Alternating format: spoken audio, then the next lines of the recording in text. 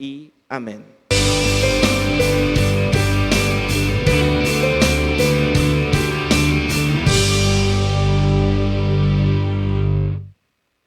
Vamos a iniciar con esta nueva serie, La Iglesia, columna y baluarte de la verdad. Estamos en un tiempo que la Iglesia está sufriendo un ataque, yo pienso que como nunca antes. La Iglesia está siendo etiquetada con etiquetas mentirosas. La Iglesia está siendo rechazada por gente que al mirar hacia la iglesia, pues mira la representación de todo aquello que le señala, que confronta su culpa. La iglesia se levanta como una columna y un baluarte. Es lo que sostiene, eso significa columna y baluarte. Lo que sostiene y vigila. Cuando se han ido aquí en México, los que son de México, hay un estado que se llama Campeche y ahí están los baluartes.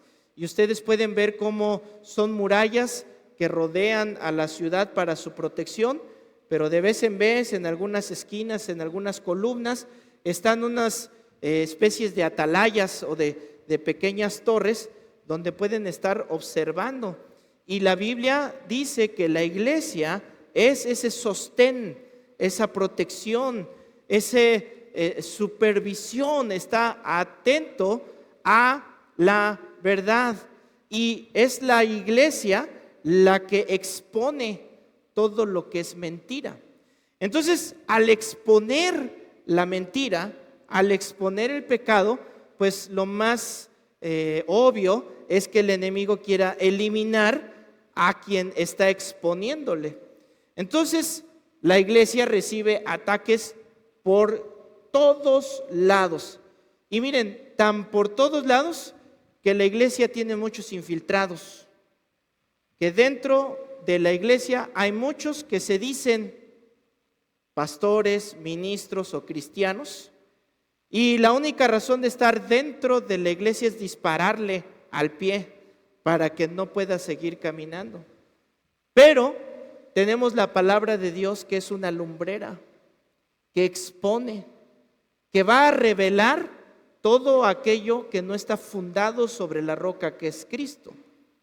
Pero para nosotros entender y defendernos de este ataque, primero necesitamos saber qué es la iglesia. A veces no entendemos la función bíblica o qué es la iglesia, qué debe de hacer la iglesia, cuál es el propósito de la iglesia. Hoy precisamente estaba viendo a unas personas que dijo, fuimos a la iglesia, y él mismo corrigió y dijo, no, que no digamos iglesia, fuimos a la comunidad de reino, así dijo.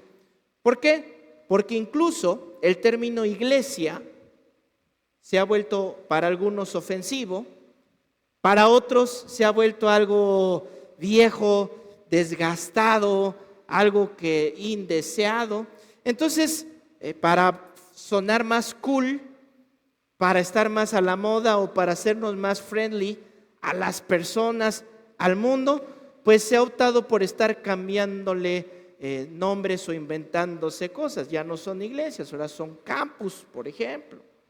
Ya son comunidades del reino, etcétera, u otras, muchas otras. Pero vamos a entender entonces qué es la iglesia, quién es la iglesia y cómo podemos defendernos de todos los ataques que vamos a recibir. Hay una institución que ha sido formada desde que está Cristo y nunca ha desaparecido, la única que no ha desaparecido, y es la iglesia, ¿verdad? Todo lo demás va y viene, pero la iglesia del Señor sigue adelante. Y en Timoteo, capítulo 3, versículo 14, precisamente es la explicación de quién somos la iglesia. Le dice Pablo a Timoteo, te escribo, aunque tengo la esperanza de verte pronto, para que si me tardo sepas cómo debes conducirte fíjense cómo nos describe, la casa de Dios. La casa de Dios, que es, ¿qué cosa? La iglesia del Dios viviente. Ya desde aquí, así sin tardarnos más, vamos entendiendo quién es la iglesia. La iglesia es la casa de Dios y la iglesia le pertenece al Dios viviente. Y nos da el propósito, que es columna y baluarte de la verdad. Y nos dice, indiscutiblemente grande es el misterio de la piedad. Dios manifestado en carne, ¿verdad? Entonces, ¿quién es la iglesia? Pues es esta casa de Dios, donde también como casa de Dios, ahora, quiero hacer la aclaración, la casa de Dios no precisamente es el edificio, ¿ok? Sí, este edificio se convierte en el tabernáculo de adoración, eso es en lo que se convierte.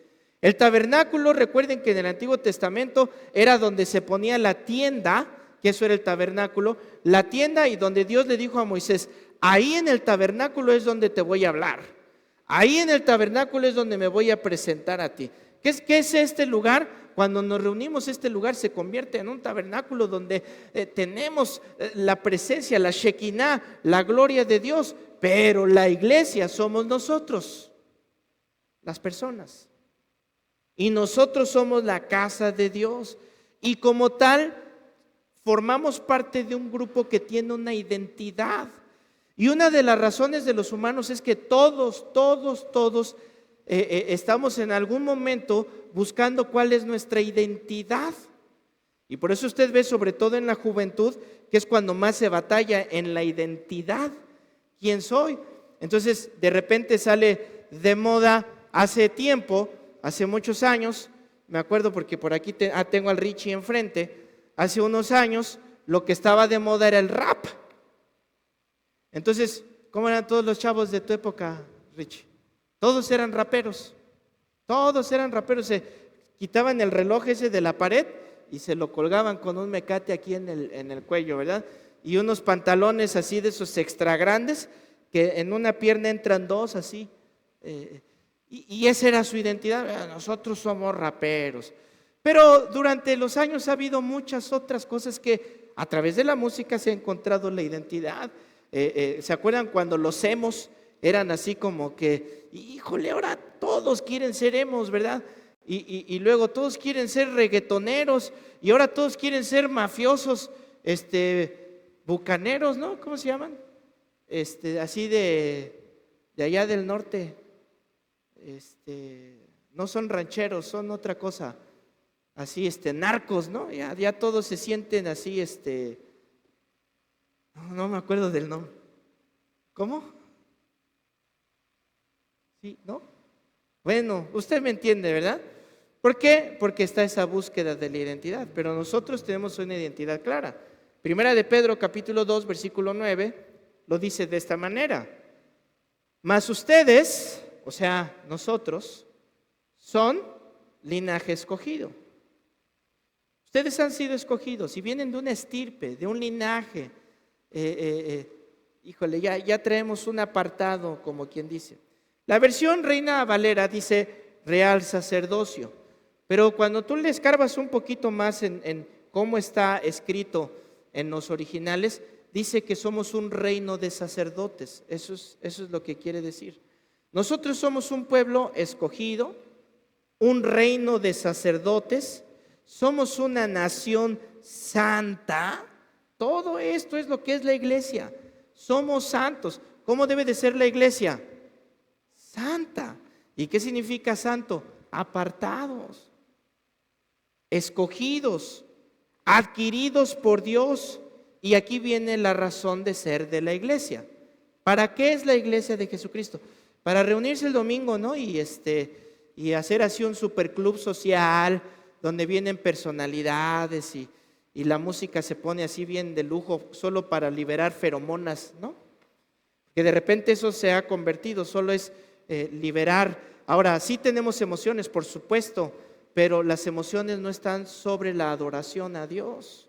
No es así. Lamentablemente eso se ha convertido.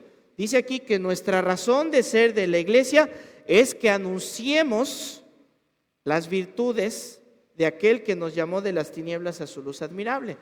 ¿Cuáles son las virtudes de Dios? ¿Cuáles son las virtudes de Dios? Entonces, ¿qué tenemos que hacer? Decirle a la gente, ¿quién es Dios? Mi esposa en el Instituto Bíblico da la clase de los atributos de Dios. Y ayer estaba platicando con ella y le digo, ¿a que no has dado estos atributos en el instituto? Y me dice, que sí, a ver cuáles son. Y pues yo creo que pensó que iba a decir omnisciente, omnipresente. Pero le digo, ¿tú has hablado sobre la ira de Dios? Es un atributo de Dios, su ira. ¿Has hablado sobre los decretos de Dios? ¿Has hablado sobre todas esas virtudes? Son las que nosotros tenemos que anunciar, porque a veces nos quedamos con un Dios como bien bueno, así en el sentido de como lo pusieron los europeos, ¿no? Así con su carita blanquito, de no rompo un plato, y queremos decirle a la gente, mira, ese es Dios, y ay, Dios es bien bueno contigo, mira, tu vida va a ser color de rosa.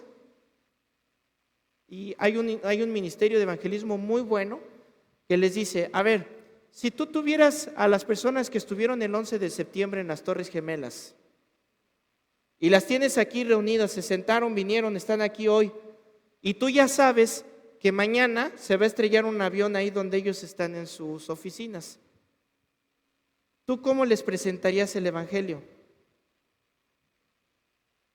¿Cómo les presentarías el evangelio? Mira, Dios te va a prosperar en todos tus caminos, ¿así se los presentas? Mira, Dios te va a abrir puertas que tú no te imaginaste antes y va a traer riqueza a tu economía y va a traer... ¿Eso les predicarías a esas personas? ¿Qué les dirías entonces? Oye, está la ira de Dios contra el pecado y todos pecamos y todos somos destituidos de la gloria de Dios, pero hay un camino, hay una manera de salvarse. ¿Cuál es esa manera? Es Cristo. Entonces van a voltear, es que Dios, ¿cómo un Dios de amor puede mandar a la gente al infierno? ¿Cómo un Dios de amor puede ser tan malo para hacer estas cosas? Mira, cabeza de chorlito, Dios no vino a condenar al mundo, Dios vino para que el mundo sea salvo por Él. ¿Quién hace eso? La iglesia, nosotros. Entonces, vámonos cambiando el chip de que la iglesia es ese club de los domingos. Vamos a cambiarnos ese chip de que servir es aquí en estas paredes. La iglesia tiene que estar allá afuera. Por supuesto, en Timoteo vimos que le dio identidad y propósito. Aquí en Pedro le dio identidad y propósito. En Efesios capítulo 3, versículo 10, vea lo que dice. Para que la multiforme sabiduría de Dios sea ahora dada a conocer. ¿Por qué? Por medio de la iglesia. ¿Qué significa la multiforme sabiduría de Dios? ¿Cuál es esa multiforme sabiduría? Ustedes se recuerdan que Pedro está escribiendo cuando dice tenemos la palabra más poderosa, la cual hacemos bien oír. Pedro está diciendo, miren, estuve en la transfiguración, yo vi cuando vino Elías, cuando vino Moisés, yo vi a Jesucristo transformado, pero independientemente de todo eso, tenemos la palabra de Dios, a la cual antes que a cualquier aparición, antes que a cualquier cosa sobrenatural, antes que a cualquier otra cosa, primero ¿qué? La palabra de Dios. Y entonces él está escribiendo y dice que venían los ángeles, y lo estoy parafraseando, y los ángeles se ponían atrás de Pedro así como, ¿qué está escribiendo? Cuando los profetas escribían una profecía, los ángeles querían saber cuál era la palabra de Dios, porque ni los ángeles lo sabían. Dios se la reveló a sus profetas para que los profetas dieran a conocer su sabiduría. Y ahora, ¿quiénes damos a conocer esa sabiduría? La iglesia.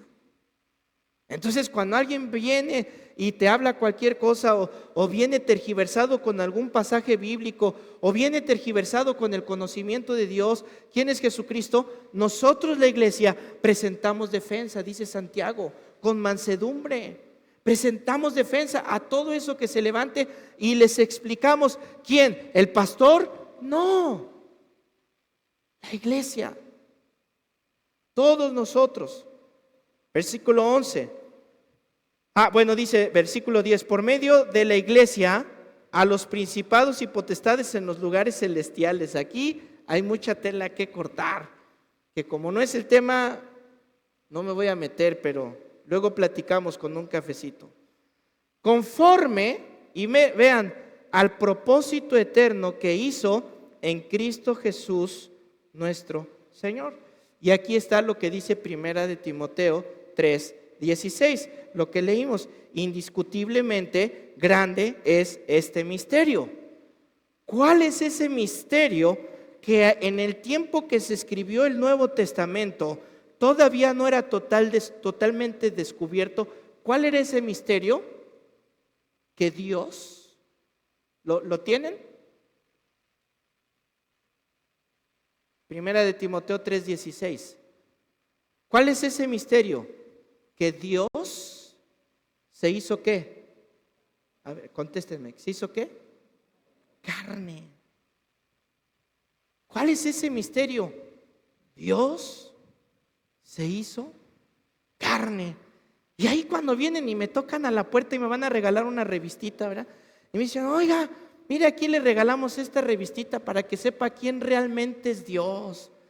Entonces yo les digo, mira, yo tengo esta, no es revista, esta es una Biblia. Y mira, búscale ahí en Primera de Timoteo 3:16. Indiscutible es este misterio. Y hoy te lo voy a revelar. ¿Cuál? Dios se hizo carne. ¿Y de dónde era? Pero ¿cómo que Dios, Jesús? Jesús no es Dios, Jesús es un profeta, Jesús es... Para eso estoy aquí, hijo. Para eso Dios te trajo a mi casa. Para decirte que es indiscutible. Y eso somos la iglesia. Entonces, cuando la iglesia empieza a hacer su chamba, ¿qué sucede? ¿Qué sucede? Va a venir la opresión, va a venir el enojo. ¿Por qué? Porque les digo, la iglesia representa, cuando ven a un cristiano, representa todo tu pecado, ahí se refleja, ¿verdad? La condenación ahí se ve. Entonces, por eso el enemigo odia a los cristianos. En su sentido etimológico, ¿qué es iglesia? La iglesia es eclesia. Y eclesia con doble K, eclesia, significa llamados a salir. Llamados a salir. ¿A salir de dónde? Pues del mundo. Porque aunque estamos en el mundo, ¿qué cosa? No somos del mundo. Entonces, ¿qué más es la iglesia? La iglesia somos ese grupo escogido por Dios, ese real sacerdocio, esa nación santa, esos sacerdotes que anunciamos las virtudes, que decimos la multiforme gracia de Dios, que somos columna y baluarte, que le decimos a las personas el misterio de Jesucristo, pero también somos ese grupo que está llamado a salir. Vente, apartados, un remanente escogido que se limpia, que se guarda, que no somos del montón. Por eso es que de repente hay esa queja, ¿verdad? Ay, es que si voy a ir a la iglesia, me vas a decir que me viste de otra manera. Yo no quiero vestirme de otra manera. Se visten re feo. Miren, para que dejes de andarte con esos pretextos y esas mentiras del diablo. Y se los digo aquí, por lo menos aquí, nosotros, allá en internet, pregúntenle a su pastor, y si es de la iglesia, escúcheme. Si entran a este redil que el Señor nos dio, usted no esté de chismoso, viendo cómo vienen, cómo están. Déjelos que hagan lo que quieran, en serio. En serio. ¿Por qué? Porque es la palabra de Dios la que va a transformar los corazones de las personas. Es la palabra de Dios la que va a tocar. Es la misma palabra de Dios la que te va a hacer sentir mal. Es la misma palabra de Dios que te va a decir, ay, caray, como que, a ver, esto no está bien. Y empiezas a caminar, a salirte de los moldes que el mundo te da. Y ya no aplica solo para las mujeres, hermano, aplica para los hombres. Luego voy a la tienda y todos los pantalones que veo se ven todos afeminados. Yo, mi esposa, ya no sé dónde comprar ropa.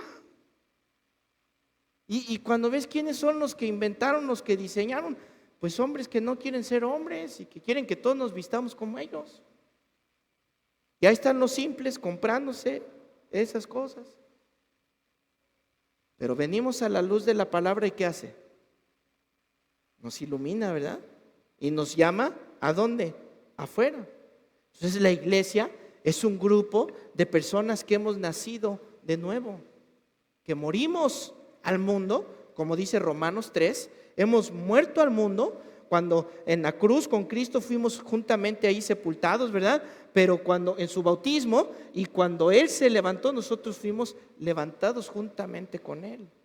¿A qué? A una vida nueva. Esa es la iglesia, un grupo de nuevos nacidos. Ahora, en Gálatas también describe a la iglesia como oikos, la palabra oikos. Y la palabra griega que a veces se ocupa para traducir iglesia, significa familia. Así, eso significa en el griego, familia. ¿Qué es entonces la iglesia? Es una familia. Somos una familia. Miren, yo les he dicho muchas veces cuando venimos acá y me ha dado gusto porque yo siento que estamos avanzando, estamos dando pasos en esos. Pero la iglesia, estamos aquí para ser familia. No solamente se trata de venir, sentarnos, ya cumplí con cantar y nada más me la pasé viendo todos los errores de los músicos y luego viene el pastor y a pasarle revista, ¿verdad? Al pastor de todos los errores que cometió, ya cumplí, ya, ahí nos vemos. La iglesia es una familia y una familia se procura. Cuando uno llora en la familia, ¿qué hacemos todos? Lloramos con esa persona. Cuando uno se alegra, todos nos alegramos. Qué gozo sería verlos por ahí que están sentados y orando, ¿verdad? Por esa persona, estás orando y voy pasando y veo a alguien orando por otra persona. Qué bien, estamos siendo familia. No solamente aquí, salimos a otro lugar y ya me enteré que se quedaron en tal cafetería y están ahí conviviendo, que se fueron juntos a la playa, que hicieron, porque somos ¿qué? Una familia. Miren lo que dice Gálatas 6:10. Así que, según tengamos oportunidad, hagamos bien a todos y mayormente, ¿a quién? A los de la familia de la fe. ¿Cuál es esa familia de la fe? La iglesia. Somos nosotros. Somos una familia. Y miren que a poco, ¿habrá pleitos entre los hermanos en una familia? ¿O no? ¿Alguien se ha enojado con su hermano en la carne? Cuando eran más chavillos, ¿se enojaron con sus hermanos?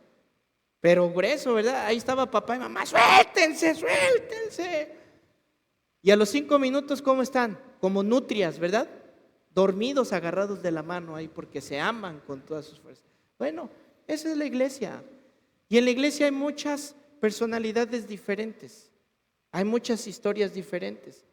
Pero debes de entender que para mantenernos unidos, para mantenernos protegidos frente a los ataques que recibimos, debemos entender que somos familia.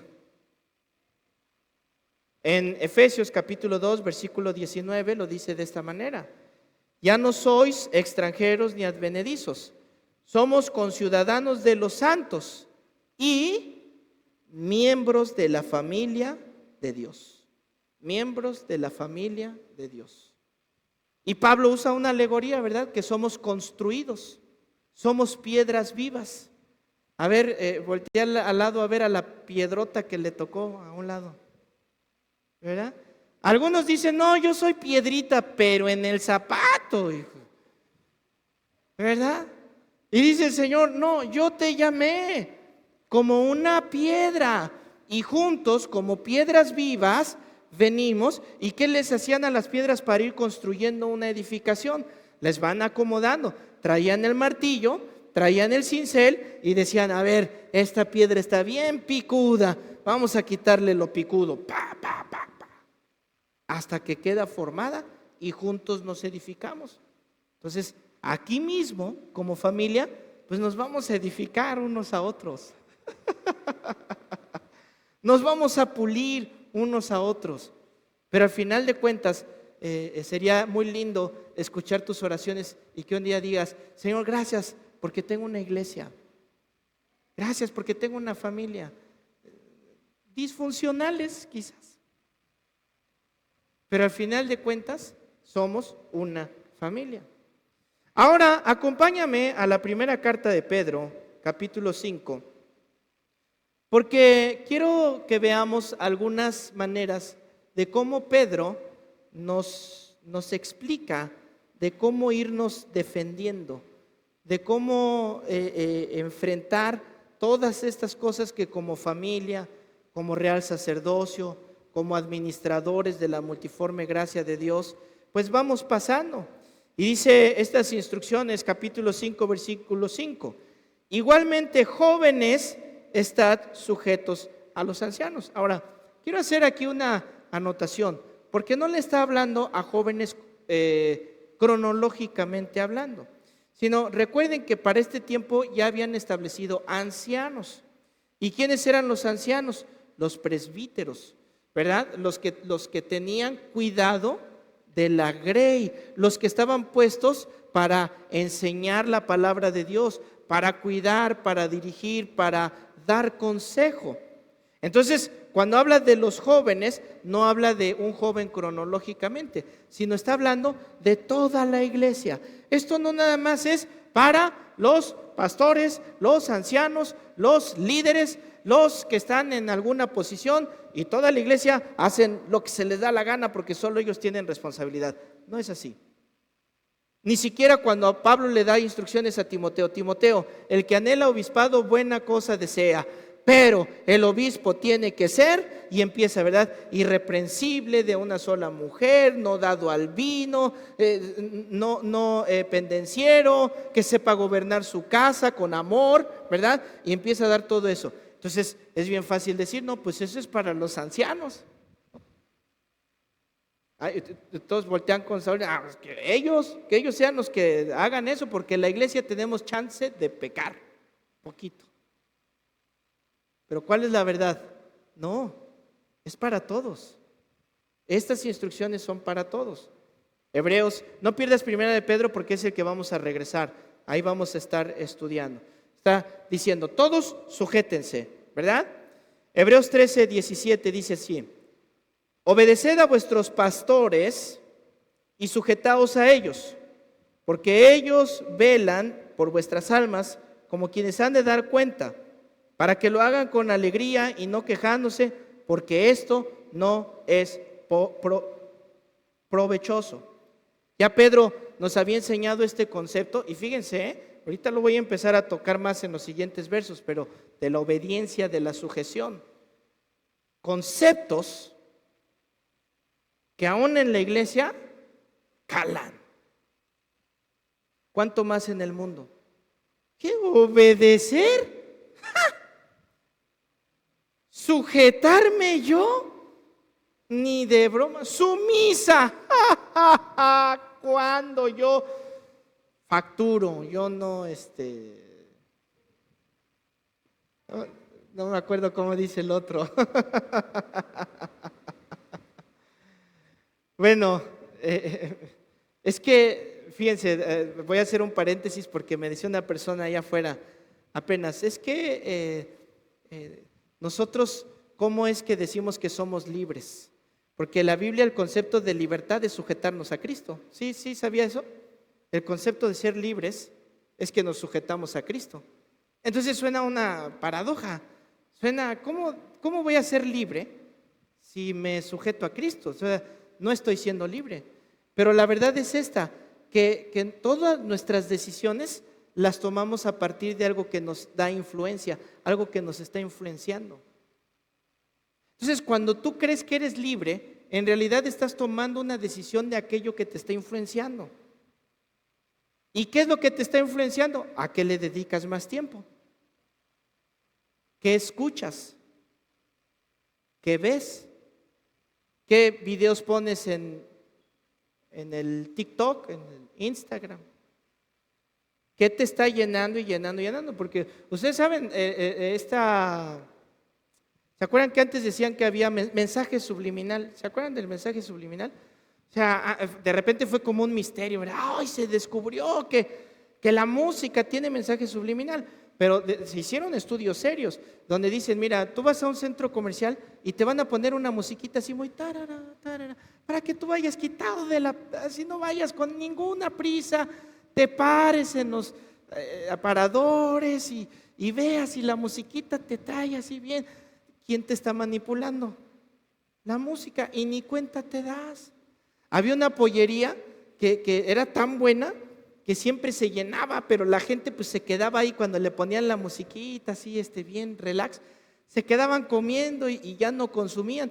Entonces les dijeron, no, pues ponles una música así más rápida, más movida. Y sí, empezaron a poner la música así. ¿Y qué hacía la gente? Comía y se iba y entraban otros, comía, se iba y entraban otros. ¿Por qué? Porque había esa manipulación. Al final de cuentas hay una influencia en las personas. Por eso es que la Biblia te lo pone claro. La libertad es cuando rindes tu voluntad a Cristo. Señor, quiero que tú seas mi influencia. Quiero que tú me digas. Entonces esa enseñanza de obediencia, de sujeción, la va llevando en todos niveles. Porque sabe el Señor que así es. Pedro ya nos había dicho, sujétense al gobierno, ¿verdad? No en vano llevan espada. Obedece lo que te están diciendo. A los esclavos ya les había dicho, sométanse a sus amos, ¿verdad? De una manera buena, no estén ahí rebelándose a cada rato. Hagan lo que tienen que hacer como lo tienen que hacer. A los empleados, sujétense a sus empleadores. Mujeres, sujétense a sus maridos. Maridos, sujétense a Cristo. Y así nos lleva a todos bajo una sujeción. ¿Por qué? Porque eso conviene. ¿Y cómo nos cuidamos como iglesia cuando entendemos esas cosas bien y no se meten con conceptos torcidos? El diablo viene y mete un poquito de cizaña y entonces la iglesia por dentro se divide. La iglesia se empieza a contaminar porque no se entendieron estos conceptos de sujeción y de obediencia. Y en la iglesia Dios dijo, sujétense a los pastores. Bueno, ¿por qué? Porque los pastores son los que vamos a dar cuentas. Y si somos pastores de esos que nada más queremos llenar la iglesia así con cosas bonitas y mercadotecnia y cosas así, aún a esos Dios les va a demandar. ¿Qué es lo que tenemos que hacer? Hablan la palabra. Somos pastores, no arrieros. ¿Sí sabe la diferencia, verdad? El arriero es el que va hasta atrás. Y ahí va, ándele, venga a la iglesia que no ha venido, hermanita, véngase para acá. Eso se llaman arrieros. ¿Y qué hacemos? Hablamos la palabra de Dios, para que sea la palabra de Dios la que traiga vida. Y cuando usted escucha un consejo, si el consejo empieza con, mira, según mi experiencia, ahí cierra los oídos. No, ya. ¿Por qué? Porque se mete el factor humano. Pero si te dicen, mira, la Biblia dice esto, pon atención, porque es la palabra de Dios. Entonces, nos habla Pedro de la sujeción, ¿verdad? Estén sujetos a los ancianos. Toda la congregación sujetos a los ancianos. Y sigue diciendo, y todos sumisos unos a otros. Sumisos unos a otros, revestidos de humildad. Ahora nos hace este llamado a la humildad. Y es el mismo concepto que hizo con los matrimonios. Les dice a las mujeres, mujeres, sujétense a sus maridos. Pero también ahí mismo en Efesios y en Tesalonicenses dice a los hombres: y todos someteos los unos a los otros. ¿Por qué? Porque eso conviene, porque eso está bien. Pero ahora mete el concepto de la humildad. Y esta humildad tiene que ver hasta como una armadura, porque la falta de humildad, ¿qué fue lo que expulsó a Luzbel del cielo? ¿Qué fue lo que al diablo lo convirtió en diablo? La falta de humildad. O sea, empezarse a creer, a sentirse, a imponerse sobre las personas. Y la Biblia nos dice: oigan, iglesia, estamos bajo ataque. La manera de cuidarnos es cuando nosotros mismos nos vestimos de humildad. Y el ejemplo de humildad, por supuesto, es el Señor mismo, ¿verdad? Filipenses 2: no hagan nada por contiendas o por vanagloria, antes bien, ¿con qué? Con humildad. Filipenses 2:3. Ahí arriba, si tienen las citas, ayúdenme, por favor, aunque solo las mencione, pónganlas. ¿O traen su Biblia? ¿Sí traen su Biblia? Pues hermano, léala ahí, búsquele tantito. Hasta le sirve para despertar un poco. Dice Filipenses 2:3: no hagas nada por contienda, no lo hagas por vanagloria, sino, ¿con qué?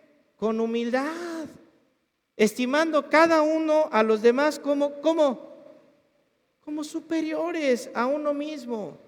Deja de ser ese egoísta vanaglorioso que solo importas tú. Aquí yo, tráigame aquí, que todos trabajen para mí, que todos hagan para mí.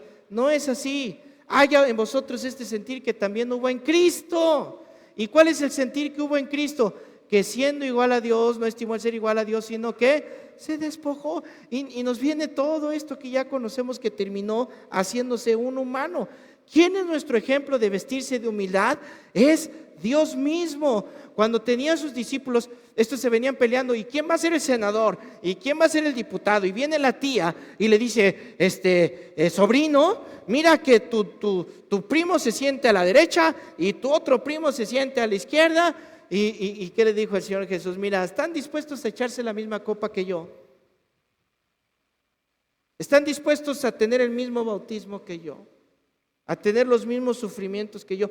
Y mientras ellos están peleando por posiciones, ¿qué hizo el Señor Jesucristo?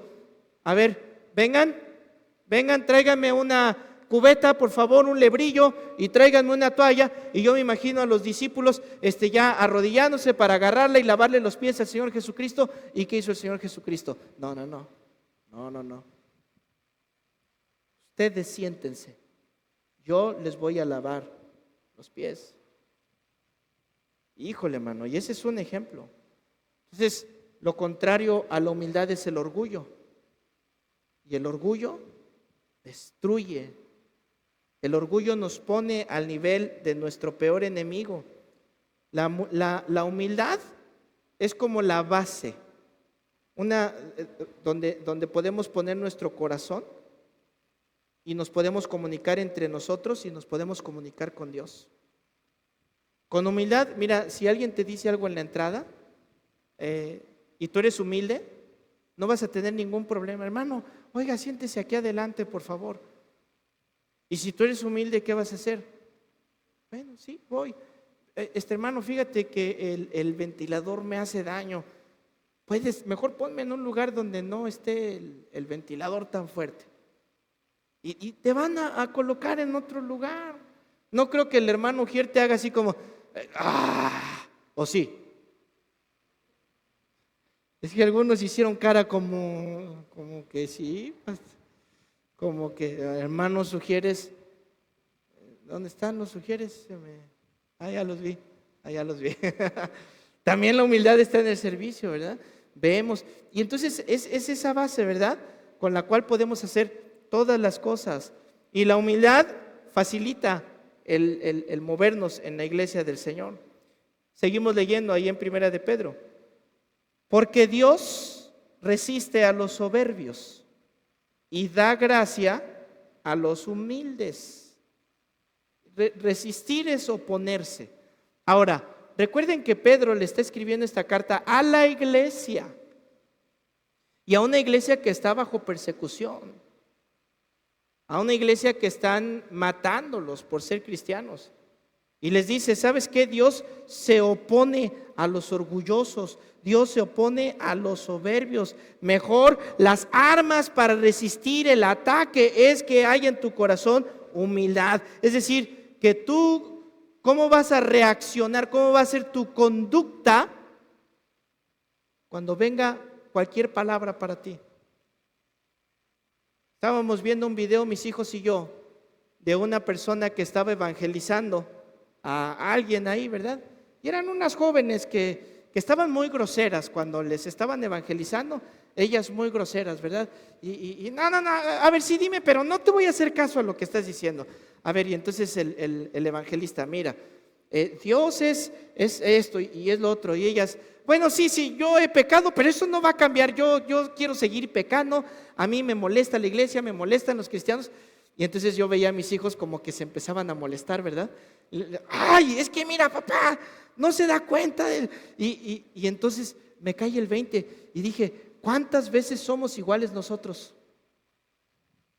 Cuando alguien tiene un argumento diferente a nosotros, ¿cómo reaccionas? ¿Cómo reaccionas? ¿Te enojas? Y mírate, y a bibliazos te los empiezas a agarrar, ¿verdad? Mira, la Biblia dice tú. ¿Y qué me dice el Señor? Cuando tú tienes este carácter no soberbio, cuando tú te vistes de humildad, tú puedes seguirles contestando, tú puedes seguirles diciendo. Y llegaba yo a esta conclusión con mis hijos, porque no recibieron a Cristo. Y le digo, mira, hijos, no lo recibieron, pero se quedó una semilla ahí. Y quizás no ahora, pero después alguien más venga y su corazón se abra. O el peor de los escenarios es que van a estar un día delante del Señor y van a decir, es que nunca tuve la oportunidad. Y les van a decir, mira, ahí está, quizás pongan el video, ¿no? En 3D, porque a lo mejor en ese tiempo ya hay 3D. Y les digan, mira, ahí están diciéndote todo y tú no quisiste oír. ¿Y qué dice Dios? Yo me opongo al orgullo. Yo no quiero orgullo en tu corazón. ¿Cómo debo de conducirme en la casa del Dios viviente? Con humildad, no con soberbia, con sujeción a los ancianos. Versículo 6. Humillaos pues bajo la poderosa mano de Dios, para que Él os exalte cuando fuere tiempo. Viene otra vez este concepto de humildad, pero ahora es este carácter a la mano de Dios. Es decir, entender que Dios está en control. Eso significa sujetarme bajo la mano de Dios. Dios, como dijo Job, Dios es el que da y Dios es el que quita. Hay iglesias donde tú dices, es que Dios da y Dios quita. Y no. Esas son palabras de Job. No, que Dios te da y decreta y rechaza y pon 10 capas de protección, ¿verdad? Y ato, patada, manazo y tanta tontería que no está en la Biblia. Pero cuando tú entiendes quién es Dios, tú te sujetas, entiendes que Dios es soberano y tienes fe que Dios está en control, entras en una paz tan grande que sea lo que sea que vas a pasar, tú estás ahí y dices, Señor, si yo estoy aquí es por tu decreto, es por tu decreto, no es el decreto de nadie más. Aún Satanás se sujeta al decreto de Dios. Aún Satanás y los demonios, si me llegasen a atacar, es porque tú lo permitiste. Y yo me sujeto bajo tu autoridad, en tu nombre, Señor. Si quieres que esté aquí y van a venir y van a hacer, sé que tú me defenderás. Sé que tú quizás estás probando mi fe, mi confianza en ti. Yo me sujeto bajo tu mano poderosa. Porque ¿qué es lo contrario a sujetarse bajo la mano poderosa? Es la queja, la ingratitud, la ira. ¿por qué me pasa esto? Y acabo de salir y ya estoy en otra, y Dios, mira, y la ingratitud también viene, ¿verdad? Me quitaron, me hicieron, pero Dios está conmigo, y solo de labios salió ese Dios está conmigo, porque por dentro están enojados, están no reconociendo que lo que tengo, Dios me lo ha dado. Dale gracias a Dios por lo que tienes, aún por las pruebas y por las dificultades. Yo me presento y viene una enfermedad que toca mi puerta, Señor, en ti confío. Y si tú quieres, esta enfermedad se seca y esta enfermedad se va inmediatamente, como tú quieras. Si la tengo que pasar, sé que me vas a dar los recursos, la fuerza, el ánimo, todo lo que necesite para enfrentar lo que tengo que enfrentar. Y te doy gracias por tu amor. ¿Por qué? Porque lo contrario de no sujetarse trae rebelión contra Dios. ¿Y cuántas personas han abandonado la iglesia porque les fue mal en algo? ¿Los conocen?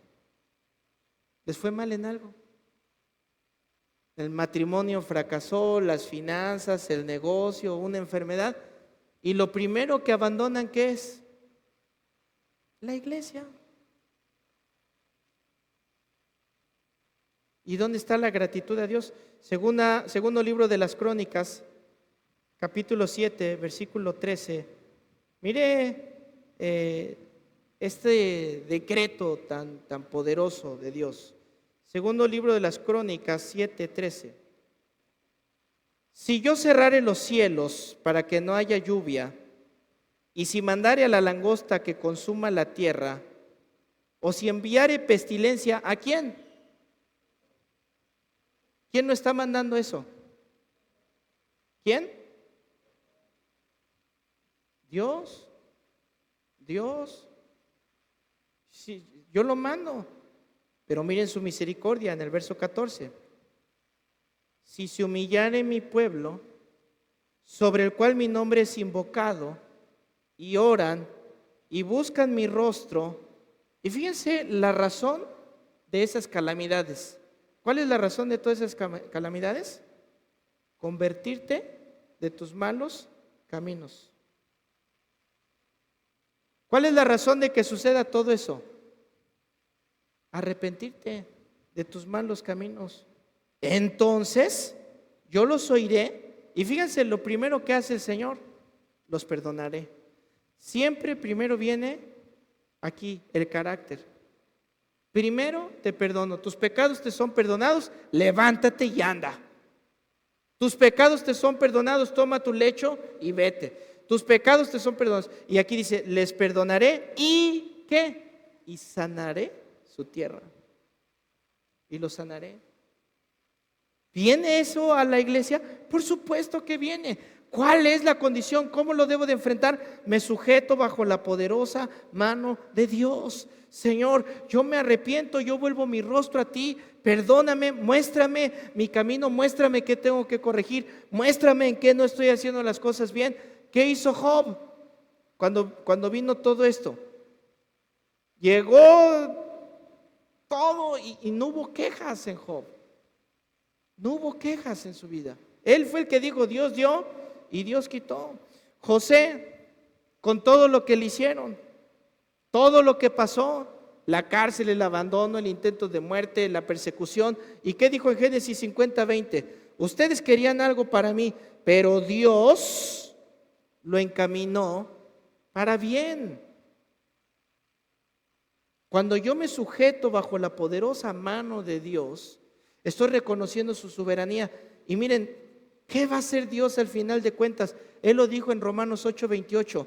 Todo nos va a ayudar. ¿Para qué? Para bien. Todo es para bien. En Job, capítulo 1, versículo 21, Job dijo, desnudo salí del vientre de mi madre y desnudo volveré allá.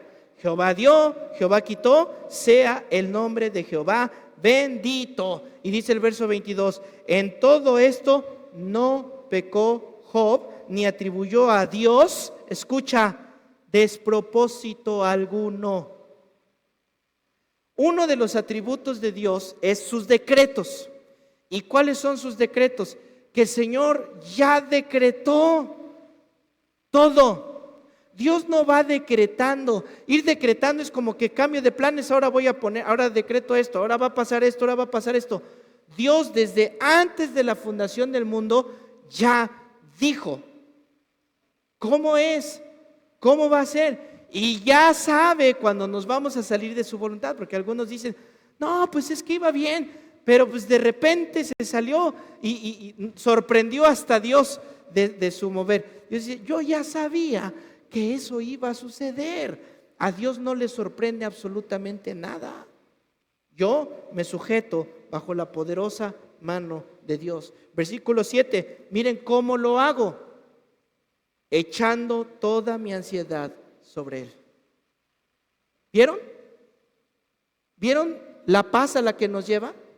Echando toda mi ansiedad sobre Él, porque Él tiene cuidado de nosotros. De tal manera que te dice, quítate de la espalda lo que sea que te agobia, lo que sea que te tienen problemas. Yo a veces he pensado, un cristiano con miedo es un cristiano que peca, porque no está creyendo a Dios, porque no está confiando en Dios. Y Él te dice, quítate ese peso, sujétate, humíllate, échamelo a mí, ¿no?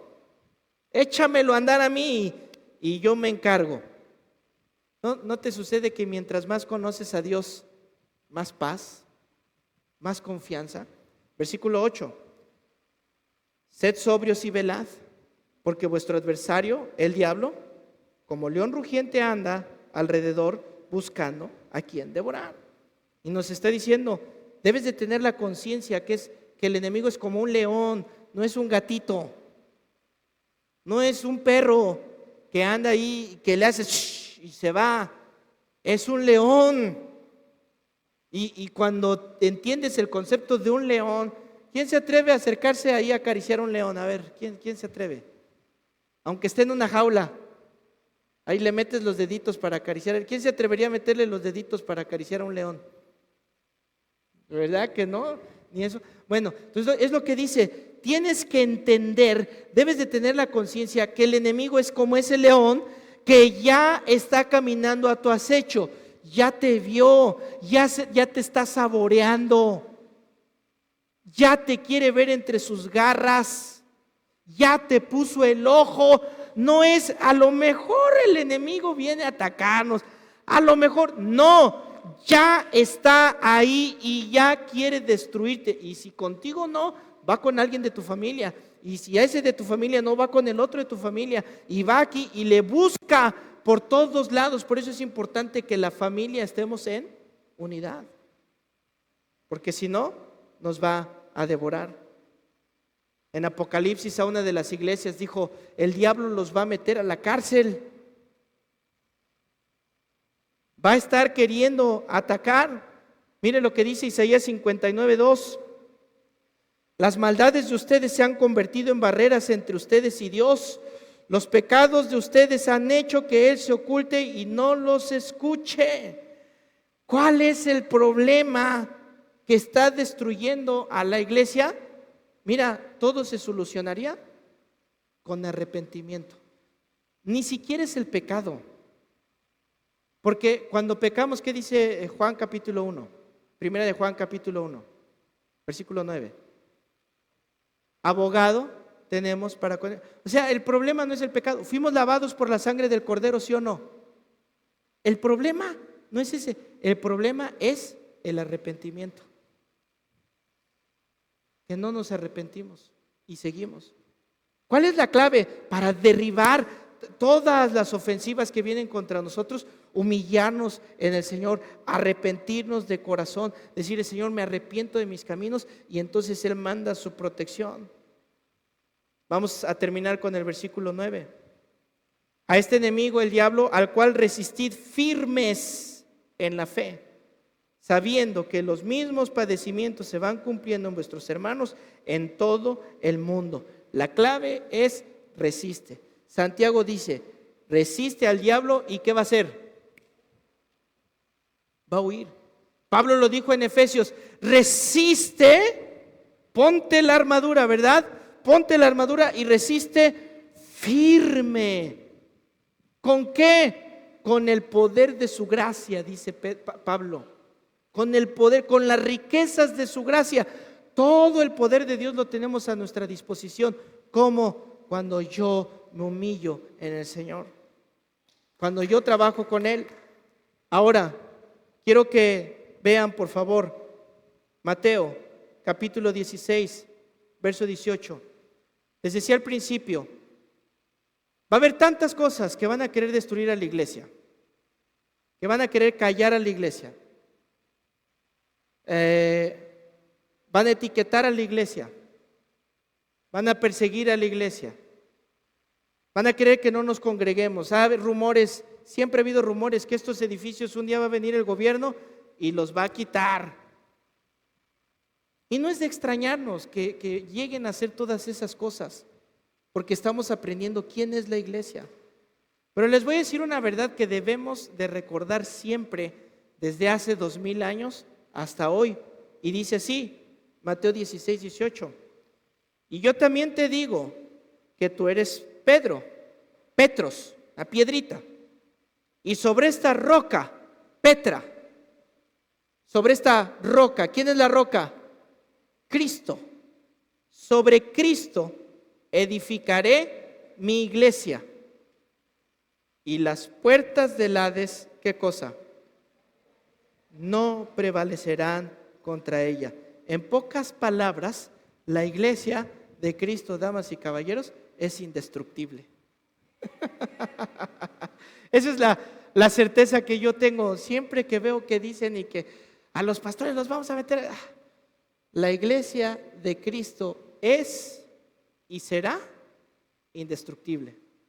Lo único que tenemos que hacer es arrepentirnos, humillarnos, seguir los preceptos del Señor y allá afuera se van a revolver de coraje. Tenemos la victoria en Cristo Jesús.